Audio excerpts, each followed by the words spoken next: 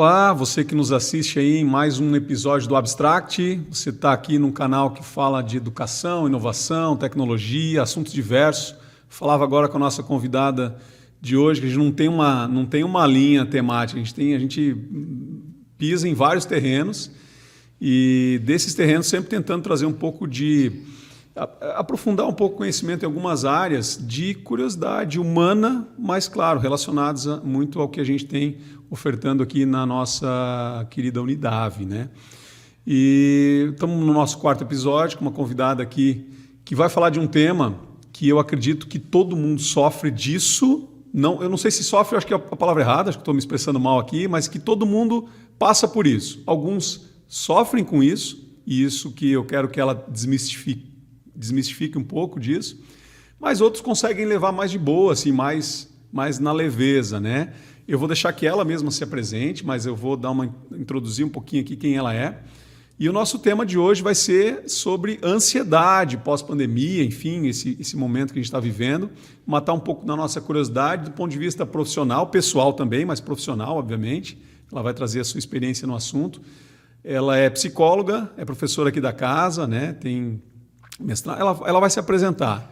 É nossa professora aqui, Michele Zanella. Michele, muito bem-vinda, te apresenta, fala aí para a galera quem tu é, o que você faz aqui na instituição, e a gente vai tocando aqui para falar um pouquinho desse tema aí, que eu acredito que é de curiosidade de todo mundo, assim. Sim. Boa tarde, Renato. Cumprimentar também os nossos ouvintes, né? Como você disse, sou psicóloga, né? Fiz 2 especializações, uma delas em avaliação psicológica, a segunda em saúde mental. Depois fui para um mestrado de saúde coletiva e agora estou cursando, então, o doutorado, né, na área da psicologia clínica. Leciono aqui na Unidave já há alguns anos, né? E, além disso, também trabalho na saúde pública e também em consultório, né?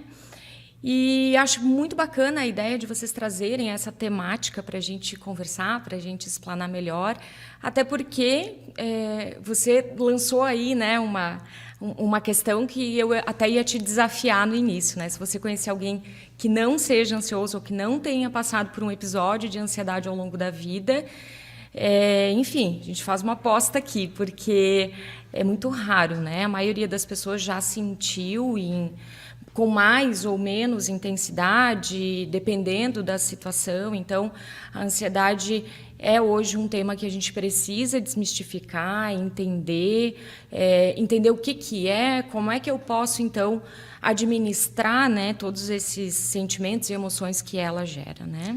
Michele, bom, eu acho que é bem por aí. Se a gente fosse fazer uma aposta, acho que nós dois iríamos ganhar, né? Porque eu acredito na mesma teoria.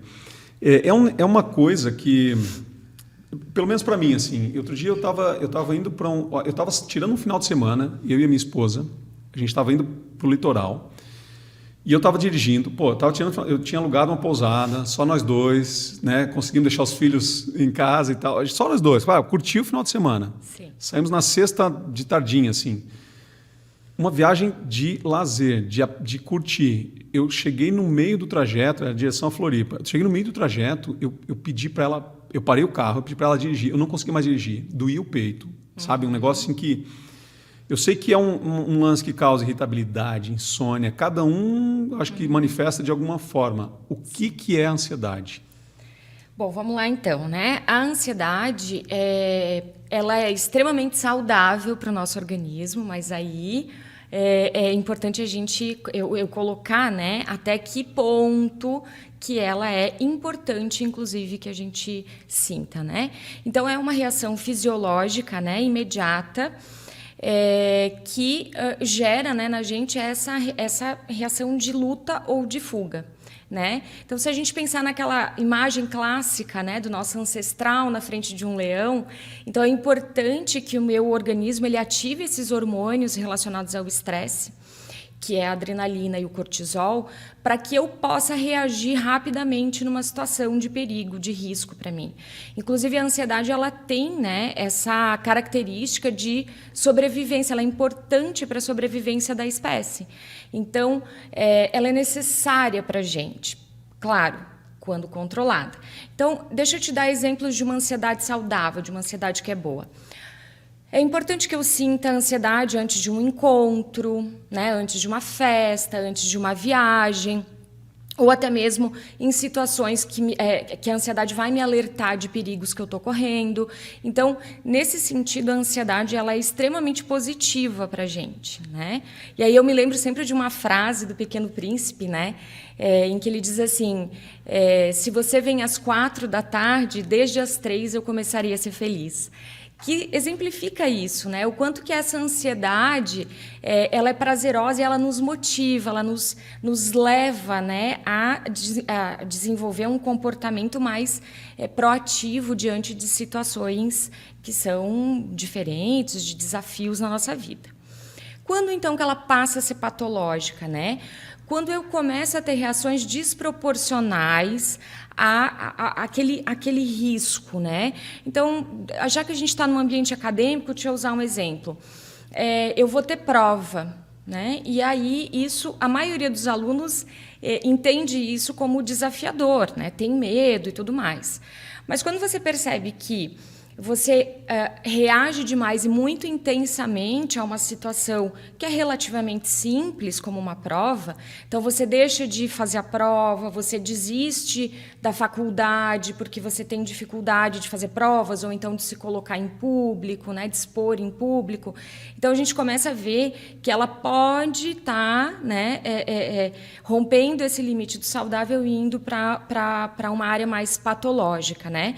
Então quando ela implica na nossa qualidade de vida, no nosso rendimento, quando a gente percebe que ela está muito frequente, muito intensa, essa sintomatologia toda, né, tá de alguma forma impactando, né, na minha vida social, profissional, enfim, é quando a gente precisa então ligar esse alerta e buscar, né, alternativas para melhorar, né, e administrar também esses sintomas. Quer dizer, então, na minha cabeça, a ansiedade era só essa dor que eu sentia no peito quando me dá essa sensação, esse estresse, não sei nem explicar, enfim, né? Mas então ela é boa, ela tem um lado bom na história. É quase como se fosse um sensor aranha, eu sei que tipo... Então, nessa situação específica, se você tinha um risco real ali, então, sim, ela pode estar te alertando de um perigo, né? Ela pode estar te colocando em alerta para alguma coisa que vai acontecer com você. Agora, se era um quadro que simplesmente te despertou essas sensações, esses sintomas todos, e não tinha um risco real ali acontecendo, bem, daí talvez seja importante você analisar o que está gerando, o que gerou todos esses sintomas em você. Certo. Tá? Bom, Shelly, a gente viveu, né, 2 anos, um ano praticamente enclausurado, assim, a gente voltou à ativa algum mês depois, né, do lockdown, lá em março de 2020, depois daquele ano foi um ano confuso, as escolas, de modo geral, não retornaram naquele ano, nenhuma no país e no mundo, em várias partes. Aí vem 2021, um ano atípico, né, daquilo que a gente normalmente estava entendendo de vida social, vida pessoal, trabalho, escola e lazer, enfim. Eu lembro bem da minha família, meu pai estava entrando em depressão porque a gente parou de visitar ele por meses, né? E meu pai já está hoje com 80 anos, enfim. Daí, 2022, a gente volta ao normal, né? Num ano que a gente voltou ao normal. Se falava num tal de novo normal e tal. Aí a gente vem para 2023. E é uma sensação minha, eu posso estar enganado, me corrige, eu acho que a tônica que onde eu quero chegar. A gente está fechando o primeiro trimestre do ano. Parece que as coisas estão mais rápidas, mais aceleradas. Pode ser uma sensação minha, exclusiva, só não sei. Mas e aí eu tenho a sensação, pelo menos das pessoas com quem eu convivo, de que esse sentimento de ansiedade, eu acho que ele se potencializou. Não sei se é fato, eu também não sei se isso é importante ou não, mas enquanto profissional que trabalha, né, tratando as pessoas nesse sentido, é uma percepção que vocês têm, enfim, percebido, né, redundante, mas assim, é o que vocês têm percebido, é o que tem acontecido ou não, a pandemia potencializou? Sim, não? O que tu... Bacana que você trouxe, né, essa vontade de falar um pouco mais sobre essa questão, porque eu trouxe, inclusive, um dado, né, que a Organização Mundial de Saúde, no ano passado, publicou, que no primeiro ano de pandemia, então, né, a gente teve uma prevalência global de ansiedade e de depressão aumentada em 25%. Então, esse é um número bastante importante e significativo, né? Inclusive, o Conselho Federal de Enfermagem tem falado sobre uma segunda pandemia acontecendo no Brasil, que é agora a de saúde mental. Então, quadros ansiosos e depressivos, eles aumentaram muito e, com certeza, a demanda de consultórios ou até mesmo da saúde pública aumentou também, né? Por uma série de fatores, né? O isolamento, a precariedade de trabalho, o luto, né? O distanciamento de pessoas importantes da nossa vida. A gente precisou também parar uma série de atividades nossas, né? Reorganizar a nossa vida num momento que talvez muita gente estava começando a decolar, né? Então, assim, foram várias situações, né? A modalidade de educação também, de ensino, aprendizagem, que também modificou muito. Para nós, professores, também foi, né, impactante. Então, tudo isso gerou, né, um aumento da ansiedade e também de quadros depressivos nas pessoas, né? E, sem dúvida, esse tempo que parece que passa cada vez mais rápido tem a ver com a velocidade das informações e de tudo que acontece na nossa vida hoje, né? Eu me lembro sempre de um sociólogo polonês, o Bauman. Ele sempre fala, né, da modernidade líquida, né? É uma expressão que eu acho que ganhou muita força nos últimos anos, justamente porque ele trata dessa liquidez. Por que liquidez, né? Porque é tudo muito fluido, a gente não consegue agarrar, a gente não consegue pegar as coisas com calma e aí sim ir entendendo aos poucos. É muita informação ao mesmo tempo, né? E para que a gente consiga, né, lidar com algumas coisas, a gente precisa de tempo e de calma, né? Esse absurdo de estímulos e a velocidade deles só faz com que a gente fique cada vez mais perdido, se sinta cada vez mais ansioso, tenha essa sensação de que está sendo insuficiente porque precisa fazer tudo o tempo todo agora. E, honestamente, ninguém consegue fazer isso o tempo todo. E, consequentemente, a gente começa a aumentar o nosso nível, a intensidade da nossa ansiedade. E aí, sim, ela começa a ficar patológica, né? Porque eu acho que eu preciso dar conta de tudo, né? E aí eu olho lá, redes sociais, todo mundo parece que dá conta de ir para a academia, de cuidar da alimentação, de estudar, de trabalhar, de viajar, de ter relacionamentos sociais. Por que eu não dou conta? E aí essa sensação de insuficiência e de culpa vai gerando um quadro muito difícil, né? E muitas vezes necessita de auxílio técnico, profissional, para dar conta também de tudo que gera, né, na nossa cabeça, toda essa velocidade, toda essa cobrança que existe na sociedade atual, né? Claro, você tocou acho que num assunto bem interessante, né? Rede social. Uhum. Pô, e a gente vive rede social. Acho que aí até, porque é uma área que a gente está diretamente ligado, mas assim, as pessoas, acho que a pandemia potencializou isso também, né? Rede social, estar lá, ou pelo menos acessá-las, né? De alguma forma, e cada vez mais elas crescem, né? E tudo bem, algumas estabilizaram, mas ao mesmo tempo parece que outras crescem com velocidade muito grande. E agora a gente vive momentos em que, inclusive, a inteligência artificial criando, né? Há pouco a gente discutia aqui sobre essas imagens do Papa, né? Criadas por inteligência artificial, criando uma situação que, enfim, que gera até mais dúvidas nesse sentido. Mas telas, né? Apesar de que a gente está, né, expondo isso numa tela, fazendo chegar algum conteúdo para as pessoas, mas sim, telas, estar presente nelas, tudo bem.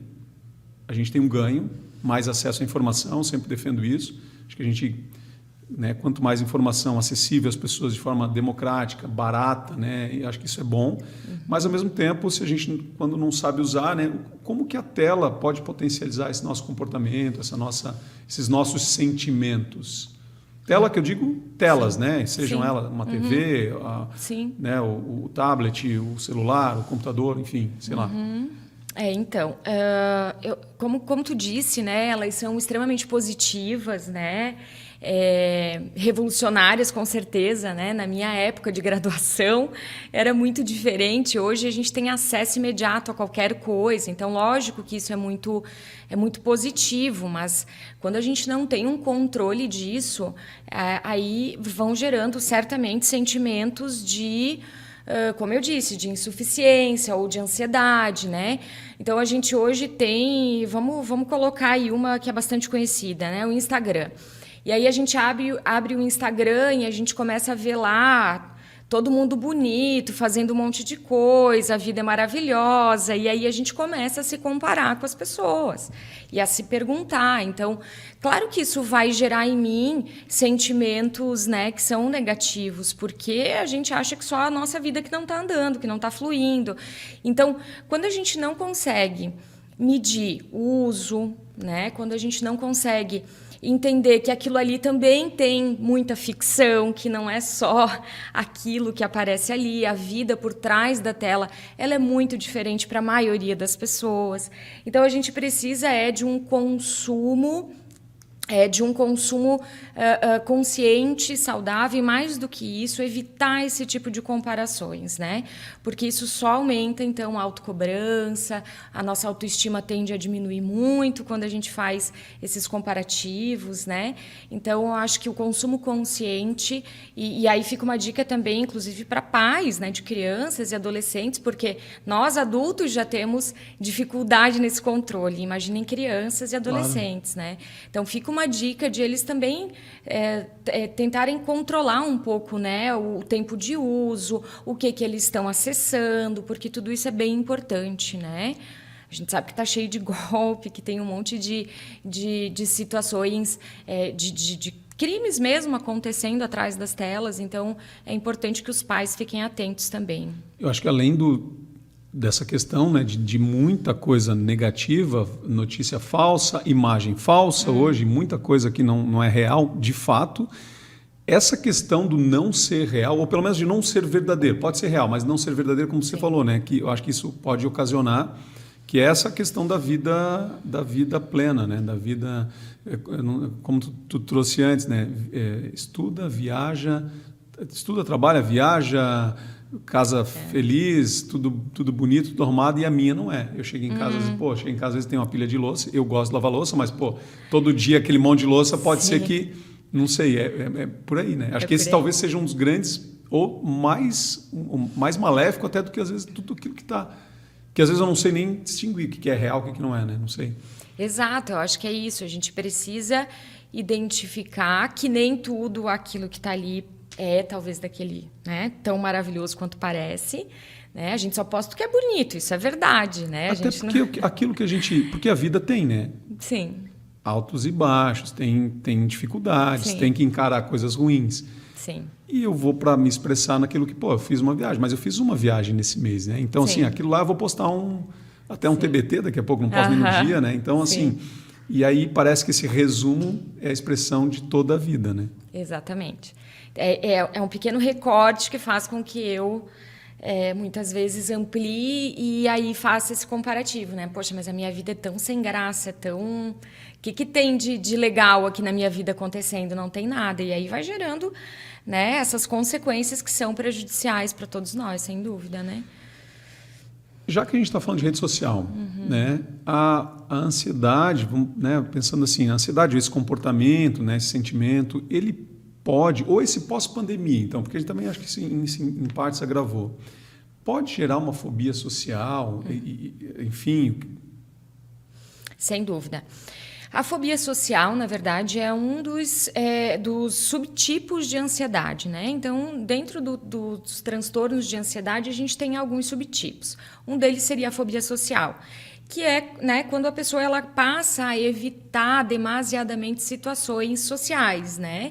Então, a evitar contato com as pessoas, ou deixa de, né, deixa de interagir com as pessoas, tem dificuldade para iniciar ou manter conversas, ou começa a evitar, né, situações, por exemplo, sala de aula, faculdade, até mesmo a busca de um novo emprego. Então, são situações onde a pessoa começa a fazer esse a evitação de situações que tenham outras pessoas ou que ela precise se expor demais, né? Outros, então, transtornos de ansiedade que são bem conhecidos, né? Transtorno de estresse pós-traumático, o TOC, né? Que é o transtorno obsessivo-compulsivo, o TAG, que é o transtorno de ansiedade generalizada. Então, são alguns, né, subtipos do transtorno de ansiedade. Então, o que acontece? Às vezes a gente começa com crises de ansiedade, quando a gente percebe que a ansiedade está começando a entrar nesse nível patológico e não tratada, não administrada logo no início, ela pode, então, ir derivando para um transtorno um pouco mais complexo, como esses que eu acabei de citar para ti, então. Medo. Ansiedade, medo, tem relação... Tristeza, que você falou muito de depressão, que pode levar a uma depressão, né? Tristeza e depressão são diferentes, são distintos, mas assim, a relação entre isso. Tá. O medo e a ansiedade são duas faces da mesma moeda, né? A diferença é que, assim, o medo, ele é um pouco mais objetivo, tá? Ele é mais concreto. Então, por exemplo, eu tenho medo de altura. Né? Então, existe um objeto concreto específico, né, para o meu medo. É real, então, né? Ele tem um objeto específico. A ansiedade é a sensação, é a emoção que gera a partir de um medo. Só que nem sempre ela é objetiva, às vezes ela é muito subjetiva. Então, eu sinto ansiedade quando eu vou para o meu ambiente de trabalho, mas não tem algo específico, concreto nesse ambiente de trabalho que está causando esse medo e essa ansiedade, você entende? Então, é claro que não dá para dissociar as duas coisas, porque... quadros de medo geram ansiedade e a ansiedade, em geral, tem a ver com medos. Então, são duas faces da mesma moeda, só que um mais objetivo e o outro mais subjetivo. Tipo, fiz uma prova, estou com medo de tirar nota ruim porque nós desenhamos. Agora, não quero fazer a prova, estou com medo de ir mal. É mais ou menos isso? Mais ou menos isso.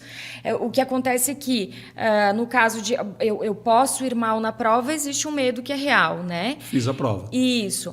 No outro caso, eu já estou evitando essa situação para que ela não me gere ansiedade. Né? Mas daí parece que só vai piorar, né? Porque daí eu não estou evitando, amanhã eu vou ter que, em algum momento, eu vou ter que encarar. Sim. A gente, inclusive... estimula muito, né, os pacientes, aqui falando então do consultório em si, estimula muito os pacientes ao enfrentamento das situações, porque o que acontece?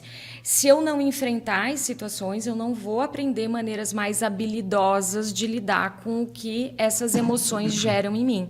Então, a gente precisa aprender, né, com novos comportamentos ou maneiras diferentes de encarar determinadas situações, entender, né, acho que identificar quais são os meus pensamentos ansiosos, por que eu penso daquela forma sobre determinada situação, e aí sim conseguir pensar maneiras, comportamentos e pensamentos mais adaptativos, porque muitas vezes a gente... pensa um cenário muito catastrófico, né? A gente está com medo, está com ansiedade, dificilmente a gente pensa que as coisas vão acontecer tranquilamente. E mais do que isso, a gente fica naquele sofrimento antecipatório de coisas que talvez nunca aconteçam. Então, a importância de a gente começar a lidar melhor, de maneira mais funcional com os pensamentos e os comportamentos frente a todas essas emoções, né, que a ansiedade gera na gente. Dá uma sensação de que se eu não me preparar para coisa ruim, eu não vou dar conta do recado. Não sei se... Porque acho que a antecipação, acho que é quase como você falou antes, ela tem um lado bom, porque seria uma defesa, né? Pô, eu estou entrando numa mata, não sei o quê, será que vai ter bicho e tal? Beleza, gera um comportamento de precaução. Sim. Né? Mas aí você fica ali, é como se você entrasse desarmado, se eu fosse esperar alguma coisa muito boa daquilo, então, enfim, eu vou ter que tratar isso. É isso, é isso. Como é que você vai saber o que determinada situação vai trazer para você se você não fizer o enfrentamento daquilo, né? Então, não adianta de nada eu estar aqui com toda essa sensação, né? Com todas essas emoções antecipatórias aí, de que isso vai dar errado, de que eu não vou dar conta, de que eu não vou conseguir, se eu nem sequer entrei em contato com as contingências daquela situação, para daí saber como é que eu posso reagir a cada uma delas, né? Então, é um sofrimento que, nesse caso, é imaginário, né? Você não sabe, você está sofrendo pelo quê se você ainda nem entrou em contato com aquilo, né? De fato. Bom, Michele, tá. Acho que deu para a gente entender um pouquinho, né? Claro que, sem dúvida, a gente pode aprofundar muito mais, mas eu tenho condições de tratar isso? Como é que eu posso fazer? Que dicas que você pode dar para a gente, para quem nos assiste, para quem nos ouve agora, para controlar essa ansiedade, ou pelo menos para administrar a ansiedade, né? Perfeito. Eu acho que é importante, Renato, deixar claro, né, de onde que vem, né, então, esse negócio, né, essa tal de ansiedade. A ansiedade, então, ela pode derivar, ela pode ser desenvolvida a partir de fatores genéticos, de história de vida e também de estilo de vida, né? Então, claro, se você tem aí familiares, né, principalmente de primeiro grau, que tem quadros de ansiedade, você tem uma chance aumentada, né? Você é mais predisposto a desenvolver uma ansiedade. Da mesma forma, né, se ao longo da sua história você foi aprendendo, né, com pessoas próximas de você a ser agitado, você vê, né, você repete comportamentos de agitação, de intranquilidade em determinados casos. Tem até estudos hoje bastante, no mundo todo, bastante importantes, já trazendo a influência, então, dos primeiros anos de vida, do quanto impactam, né, os estilos parentais, né, os estilos de apego nos primeiros anos de vida e o quanto isso aumenta as nossas chances de desenvolver transtornos mentais na vida adulta. E a ansiedade é uma delas, né? Outra situação é o estilo de vida, que, bem, então, se eu tentar fazer tudo isso aí que a gente falou antes ao mesmo tempo e não tentar repensar o meu estilo de vida, é possível que em algum momento eu chegue, né, num desgaste total, a ponto de precisar me isolar e realmente tratar. Então, pode gerar um quadro muito piorado. Então, vamos lá. Vamos pensar primeiro, né? A gente precisa fazer o enfrentamento dessas situações que são ansiogênicas. Nem sempre a gente está em condições de fazer o enfrentamento. Então, às vezes, a gente precisa de um auxílio de terapia, de psicólogo, né, medicamentoso, para a gente dar conta, então, de minimizar um pouco os sintomas e aí sim pensar o enfrentamento dessas situações, né? Desenvolver maneiras mais saudáveis de lidar com o que a ansiedade gera em mim, né? Meditação, respiração diafragmática, que é aquela que a gente inspira o ar e estende o abdômen, solta e né, comprime o abdômen. Então, fazer bastante respiração diafragmática em situações em que você está sentindo que a tua respiração, você está hiperventilando, né, está com aquela respiração curtinha, ofegante, né, pode te ajudar bastante. Relaxamento, para quem acha que não tem paciência, porque justamente eu sou ansioso, eu não tenho paciência para relaxamento, para meditação. Existem relaxamentos guiados na internet, no YouTube, tá? De vários tipos, para quem, né, procure um que você se adapte melhor. Exercícios físicos, né? Acho que isso é básico, a gente já sabe da importância deles. Mudança no estilo de vida, então eleger prioridades. Olha, nesse momento eu preciso me dedicar um pouco mais aos meus estudos, então o que eu posso abrir mão nesse momento? Eu não consigo dar conta de tudo, então eleger o que é prioritário nesse momento da nossa vida e aí sim dar conta dessa etapa e aí mais tarde, quem sabe, né, readequar e recolocar algumas coisas, né, que nesse momento a gente não dá conta. Saber dizer não pode parecer, né, simples, mas saber dizer não é bem importante e evita né, uma série de caminhos assim desnecessários. Então, a gente consegue resolver situações sabendo dizer não nos momentos certos e não levar também, né, a ansiedade adiante, né, ficar ali pensando, se consumindo com uma situação que podia ter sido resolvida facilmente.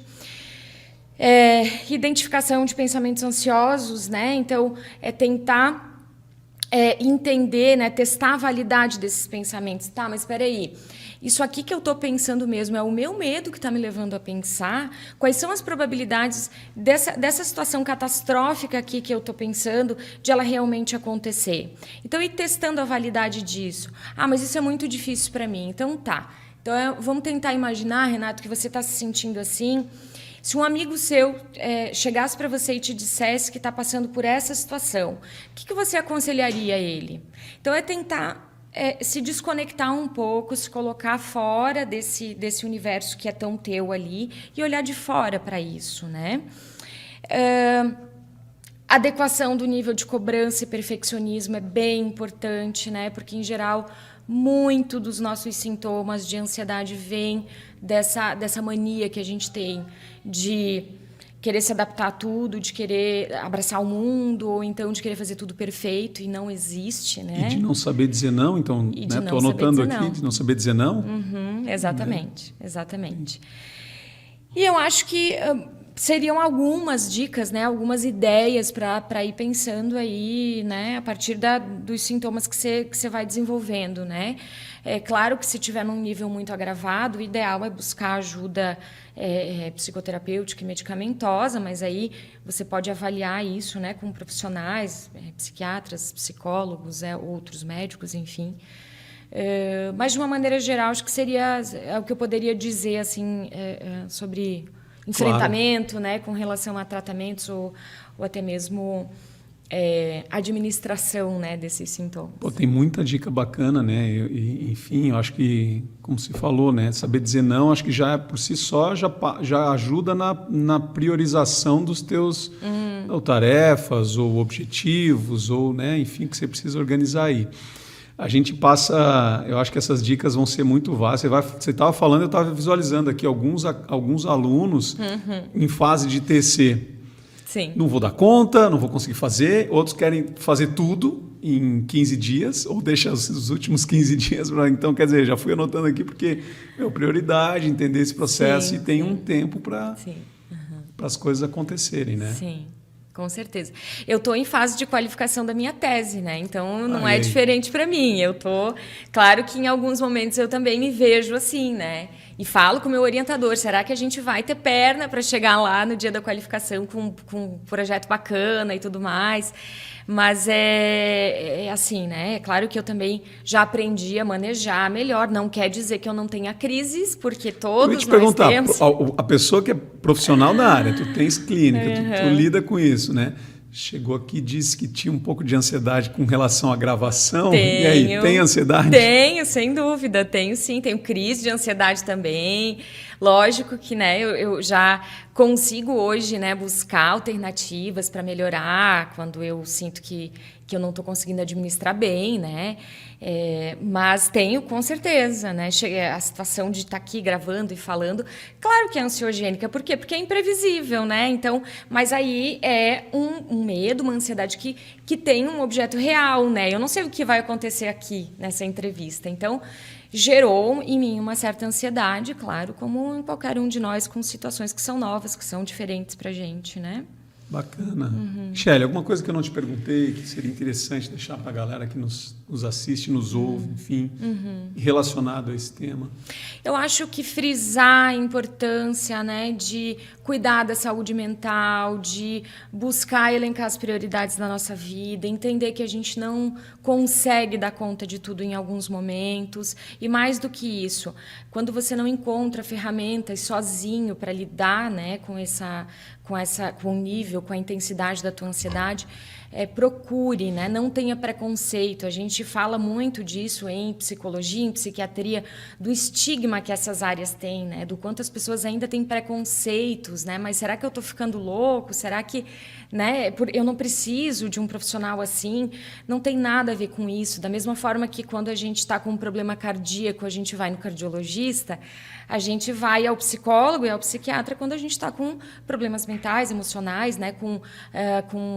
Enfim, em desequilíbrio emocional. Então, eu acho que é super válido que a gente quebre esses preconceitos e a gente busque um profissional para melhor manejar esses quadros. Legal.